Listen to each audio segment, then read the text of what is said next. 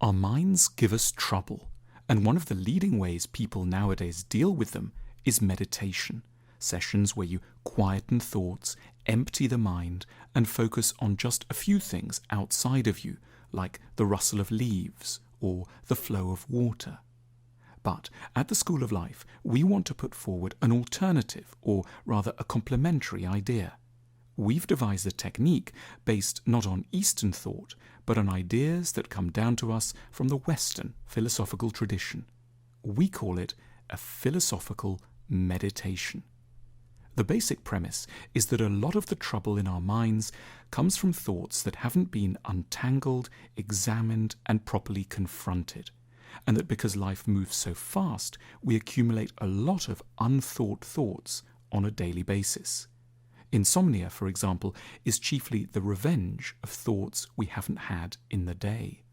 Muddled, unfocused thoughts generate a static of anxious electricity, or else give rise to clouds of non-specific gloom. If we've been out of touch with our thoughts for too long, we can get snappy or suddenly enraged. This is what philosophical meditation is designed to help us with. It's a tool for systematically clearing up our minds and making sense of our disavowed feelings and ideas. The first priority is to set aside a bit of time, ideally some 20 minutes, at least once every few days. You should sit, probably in bed, early in the morning or late in the evening, with a pad of paper and anchor your investigation of yourself around 3 large questions. Firstly, what am I currently anxious about? Secondly, what am I upset about, and with whom? And thirdly, what am I currently excited and ambitious about? At first, when asked to respond to questions like these, the mind tends to be inarticulate and a bit scared. Generally, something comes to mind, but often you can't quite tell what it is yet. It might, just for now, be a word or a mental image or a place or a person's name. This doesn't matter. Grab the ideas when they're there without thinking too much, write everything down, however minor, and don't worry too much about its ultimate sense. Philosophical meditation can be compared to cleaning out a large, clogged-up cupboard. You have to take everything out and pile it up on the bed first before starting to sort it out. So, to kick off, under What Am I Anxious About?, you might accumulate a list of concerns you haven't looked at head-on, but have glimpsed in the course of the day. It'll be nonsense to anyone else, and perhaps almost to yourself too, but keep going. With all the thoughts taken out, then pass them through the sieve of a set of questions. Ask, what is this anxiety really about? Tell the story of the coming anxious period or challenge in great, almost tedious detail. Then confront head-on everything that could go wrong with a worrying situation or idea. Now tease out how you might still be okay, even if the worst happened. Don't cheer yourself up with false optimism. Make yourself at home with the darkest possibilities. Realize that almost everything is ultimately rather survivable.